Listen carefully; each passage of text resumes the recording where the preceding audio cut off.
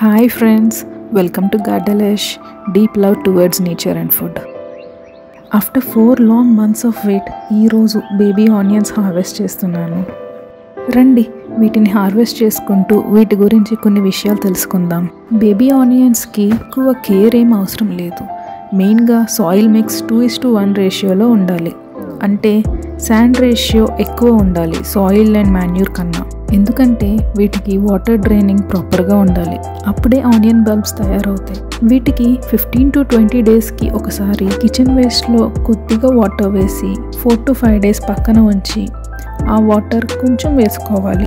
Baby ఆనియన్స్లో vitamin C, B6, minerals, high fibre and potassium ఉంటాయి. ఇవి ఆరోగ్యానికి చాలా అవసరం. మార్కెట్లో కూడా బేబీ ఆనియన్స్ ఎక్కువ దొరకవు. సో మన గార్డెన్లో ఈజీగా పెంచుకుందాం. నెక్స్ట్ వీడియోలో వీటితో ఒక టేస్టీ రెసిపీని చూపిస్తాను. అది మిస్ అవ్వకుండా ఉండడానికి మా ఛానల్కి సబ్స్క్రైబ్ చేసుకోండి. ఈ వీడియో కానీ నచ్చినట్టయితే like, comment and share with your friends. Next వీడియోలో కలుద్దాం. అంతవరకు బాయ్.